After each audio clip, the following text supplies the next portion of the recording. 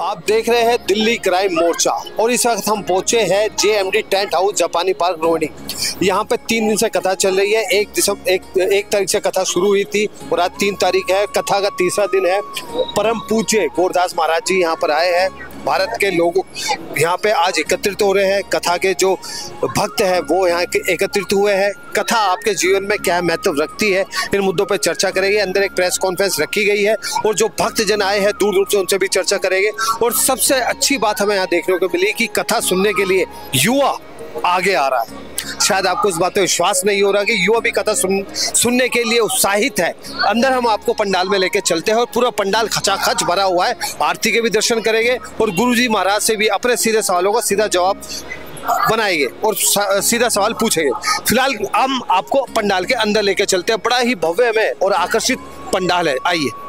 गुरुजी, आज 3 दिन कथा चली और सैकड़ों लोगों का हुजूम यहाँ पर था।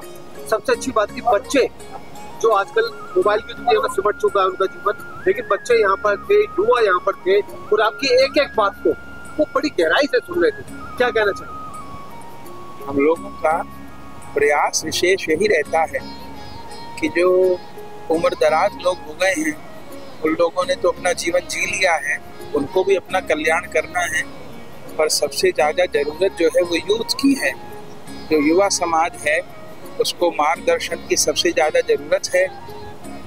तो यह कथा उन हमारे युवा भाई बहनों को मार्गदर्शन प्रदान करती हैं, धर्म के प्रति जागृत करती हैं, अपने कर्तव्य के प्रति जागृत करती हैं और वह भगवत भक्ति करते हुए सद्गृहस्थ के रूप में अपना जीवन यापन कर पाएंगे। इस सारे जगत को ज्ञान का प्रकाश दे पाएंगे यदि वह सत्संग से जुड़े रहेंगे। तो ये बड़ी प्रसन्नता की बात है। ऐसा होना चाहिए। नहीं तो एक समय ऐसा था कि कथा कीर्तन केवल बुजुर्गों के लिए रह गया था। वो ठीक नहीं है। युवा समाज का जुड़ना बहुत जरूरी है। उसकी राम कथा, भगवत कथा, उनके कथा को अक्सर हम सुनते रहते हैं, लेकिन भक्तफल कथा के बारे में हम जिस प्रकार राम जी के चरित्र को जानने के लिए रामायण को पढ़ना होगा, जिस प्रकार श्री कृष्ण के चरित्र को जानने के लिए श्रीमद् भागवत जी को श्रवण करना होगा, उसी प्रकार हमारे सनातन धर्म में एक भक्तमाल ग्रंथ है। जिस भक्तमाल ग्रंथ में भक्तों के चरित्र को गाया गया है। सतयुग से लेकर के कलयुग तक जितने भक्त महापुरुष हुए उनकी चरित्र कथा जिस ग्रंथ में वर्णित है उसको भक्तमाल कहते हैं।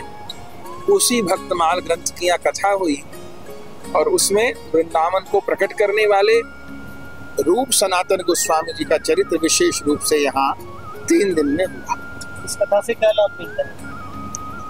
इस कथा से 3 लाभ होते हैं। सबसे पहली बात, भगवान की भक्ति प्राप्त होती है। दूसरी बात, अपने जीवन में संघर्ष करने की क्षमता प्राप्त होती है कि हमारे पूर्वजों ने, महापुरुषों ने कितनी कठिन परिस्थिति में रहकर के संघर्ष करके अपने धर्म का पालन किया। और तीसरा, प्रभु प्रसन्न होते हैं। हमको अपने भारत के सच्चे इतिहास की जानकारी होती है। क्या ये कथा दोबारा से कहीं और देखने को मिलेगी? हाँ, अभी तो 1 महीने बाद इसी पंडाल में राम कथा होने वाली है 3 अक्टूबर से। हाँ, 11 अक्टूबर तक इसी पंडाल में। और अपनी भक्तमाल कथा निरंतर होती रहती है। हमारा YouTube चैनल है। कोरोना काल में लगभग 150 दिन तक भक्तमाल कथा हुई। 150 दिनों तक केवल भक्तमाल कथा हुई। उसमें 150 भक्तों के चरित्र हुए। तो कोई भी हमारे नाम से ही, गौरदास जी महाराज इस नाम से YouTube चैनल है, अगर भक्तमाल कथा निकालेगा तो तमाम भक्त महापुरुषों के चरित्र निकल के आएंगे। एक एक भक्त चरित्र जीवन को परिवर्तन कर देने वाला है। तो भक्तमाल कथा की बड़ी उपयोगिता है। गुरु जी, ज्यादा समय नहीं देंगे, एक अंतिम सवाल। हमारे इस देश के किशोर अवस्था के बच्चों से, बेटियों से क्या संदेश देना चाहिए मीडिया के माध्यम? सबसे बड़ा संदेश ये देना चाहेंगे, अपने चरित्र को संभालें और अपने चित्त को संभालें। इस समय सबसे बड़ी हानि चरित्र की हो रही है।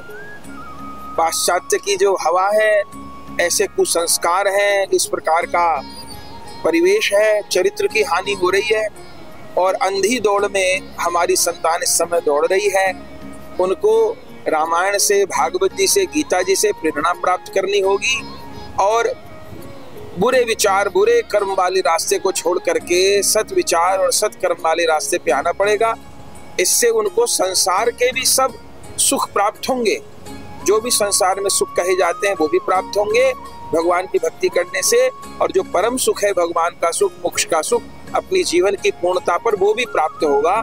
तो यही अपने बच्चों को, अपने भाई बहनों को हमें कहना है। एक आखिरी सवाल, आज जो आयोजन किया है समिति ने, उन लोगों के लिए क्या कहना चाहिए? बहुत सुंदर प्रयास है। वो सब समिति वाले हमारे अपने ही हैं, गौर परिकर हैं, हमारे ही सब परिकर हैं, वो कोई पराई नहीं है कि उन्होंने बुलाया है। उनके लिए खूब खूब ठाकुर जी के चरणों में मंगल कामना करते हैं, ऐसा दिन बार बार आए, खूब भगवान उनको सामर्थ्य प्रदान करें और आप सबको भी ऐसा रिकॉर्ड करने का अवसर प्राप्त हो, खूब सनातन धर्म की ध्वजा लहराए।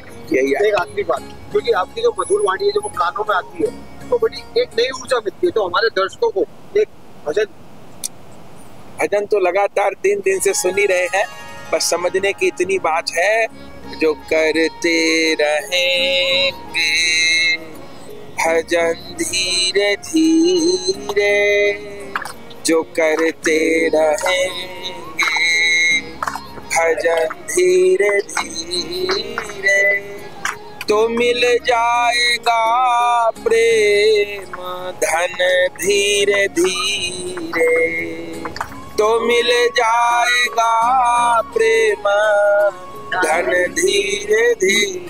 जय जय श्री राधे, निताई गौर हरि बोल। 3 दिन की मेहनत रंग लाई, जो रूपरेखा आपने बनाई थी वो पूरी हो गई। मंगलमय मंगलमय हो रहा है, हर्षो उल्लास चारों तरफ पंडाल में हो रहा है। जीएमटी और पूरे रोहिणी में धूम धड़ाका हो गया। बड़ी गुरुदेव की कृपा रही हमारे क्षेत्र में, मेरे ऊपर मेरी विनती स्वीकार करने के बाद गुरुदेव ने रोहिणी आने का जो हमें सौभाग्य प्राप्त किया, उनका भी बहुत बहुत धन्यवाद।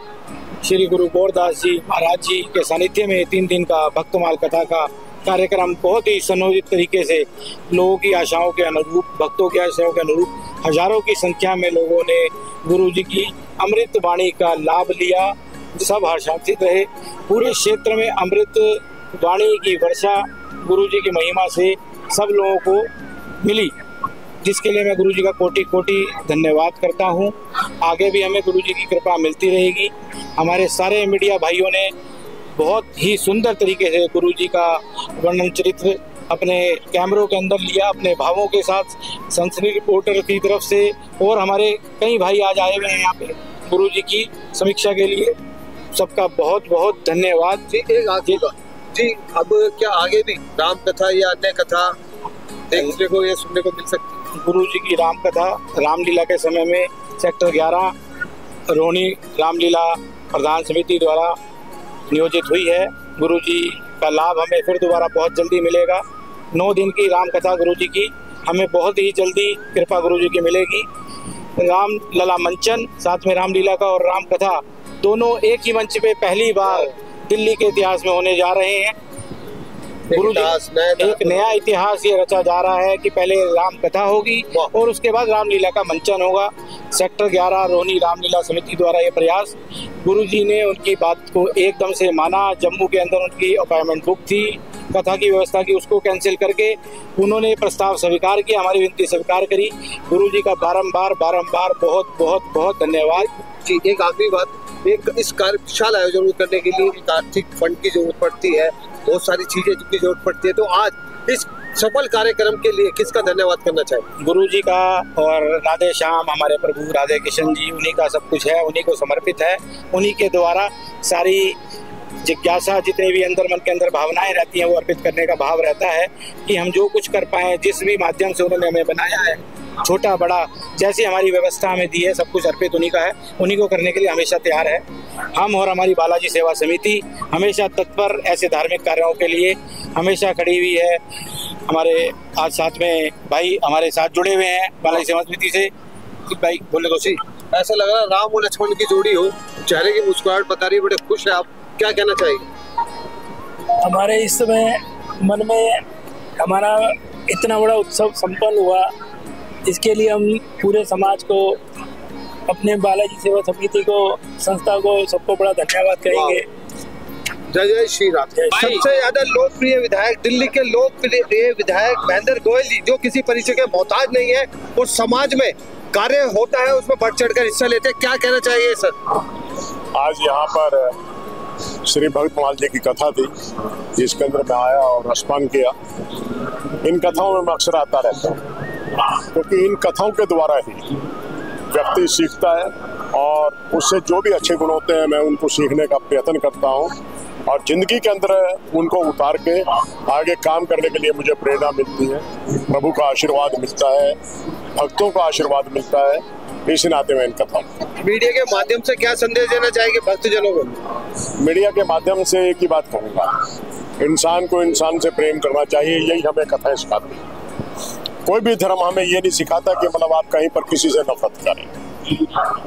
बस यही बात कहूँगा, इंसान से इंसान के साथ में प्रेम करो, एक दूसरे का हाथ में थाम के आगे बढ़ो, इसी से हमारा देश तरक्की करेगा। यही मैं संदेश देना चाहता हूँ। गुरु जी को कैसा लगा कथा में आके? बहुत अच्छा लगा। क्या संदेश साथ लेके जा रहे हैं?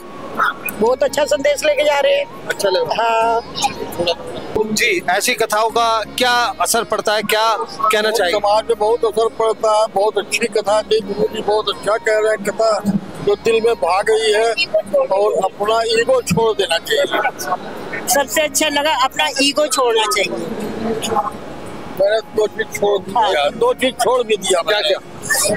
जैसे आप मैं कोई बात किसी से बहस कर रहे थे, बहस करने लग जाते थे, ये हमने त्याग दिया। त्याग दिया, कुछ नहीं, बस कोई आगे जा रहा है, ठीक भाई पीछे हट जाओ, जाओ भाई जाओ। बहुत ये तो दो चीज त्याग दिया। आप समाज सेवक है, 3 दिन कथा चली है, क्या संदेश लेकर जा रहे हैं, क्या कहना चाहिए? कथाओं का क्या महत्व पड़ता है हमारे जीवन में? ये समझ जाइए कि ये बहुत अच्छी बात है, क्योंकि हमारे जो सनातन धर्म है इसमें धीरे धीरे लोग अब किसी न किसी बहाने से जुड़ने लगे हैं। अब भागवत कथा के जरिए बहुत सारे लोग अपने इस कथा के माध्यम से जुड़ने लगे हैं। उनकी महिलाएं जो पहले इधर उधर भटकते थे और प्रोग्रामों में जाते थे, आजकल उनका भावनाएं चेंज हो रहा है और भागवत कथाओं में जाना होता है लोगों को। और ये एक बहुत बड़ा संदेश है।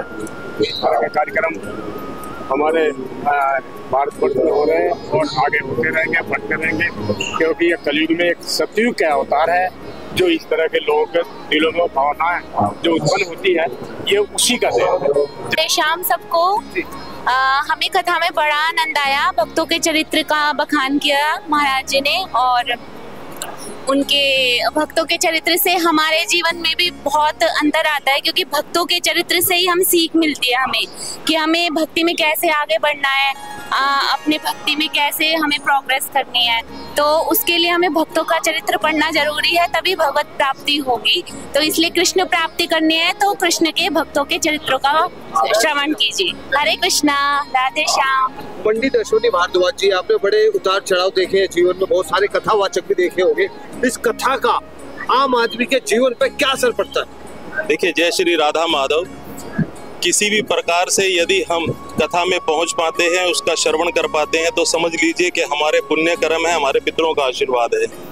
जैसे गुरु गोरदास जी महाराज की यहाँ कथा हुई, सरल वक्ता, सरल हृदय, सरल वाणी।